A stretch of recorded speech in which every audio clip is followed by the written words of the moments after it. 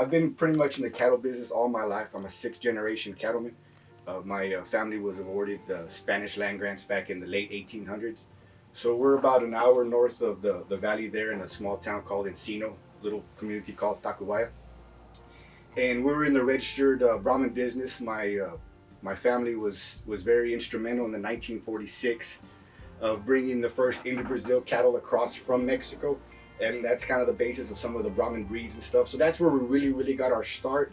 And unfortunately, probably around the mid 80s and stuff, that market kind of dwindled. So my father was there at the ranch kind of contemplating the next avenue, the next step, where he was, in what direction he was going to take the family. And he started going to the livestock market down there in Edinburgh, and he picked up a few orders, and we started buying cows going to Mexico. I probably made 7 sales a week. I went to all of the sales kind of within the central Texas area, lower, just right north of us. So I got a lot of experience. I saw a lot of the way the markets were run. I got to see some of the most influential people in the business stand up in their markets and see how it was done. So that gave me a lot of experience in that regard. There's only so many auction barn owners in Texas, and for me to be part of a group of men that I admire and that I respect that much, to be one of the youngest ones, to be one of the only Hispanic ones, that carries some weight. And it's not only knowing how to do the work, it's knowing how to talk to people, it's knowing how to start the cattle, it's knowing how to inform your customers of what's going on. So I've been blessed with the ability to communicate with people. I feel like I have a personality that suits me. It's a one handshake at a time philosophy.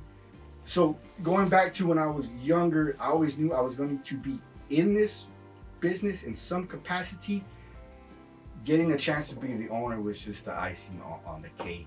I have a motto that I put on my Facebook post, and I put all, I tell everybody, it's kind of simple, just see you at the gate, because that's what it's really all about. And I try to spend as much time as I can opening that front gate to have my people come in. Now, do I tag the cattle? Do I write them up? Yes, but I have really good staff that does that. But it allows me to unload the cattle, talk to the producer, tell him what his cattle look like, be very frank with him, tell him where he needs to improve, tell him what he's doing good. And that gives me a very hands-on approach to that aspect of my business, and I think it's served me well.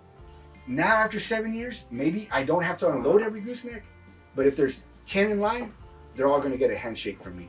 And they're all gonna know Eddie Garcia came to my vehicle. Hey, what did you bring us? They took over your cattle.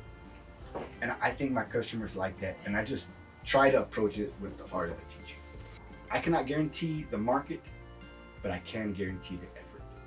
And as long as I can guarantee you the effort, everything that I've learned, everything I'm about, every fiber of my being, I'm willing to give that to you. I'm willing to be away from my family because I come over here 3 days, 4 days out of the week. I'm able to make whatever sacrifice I could possibly humanly make to make sure that you have a good experience here, to make sure that your cattle are well represented, and to make sure that I'm trying to get you as much money for your cattle as humanly possible.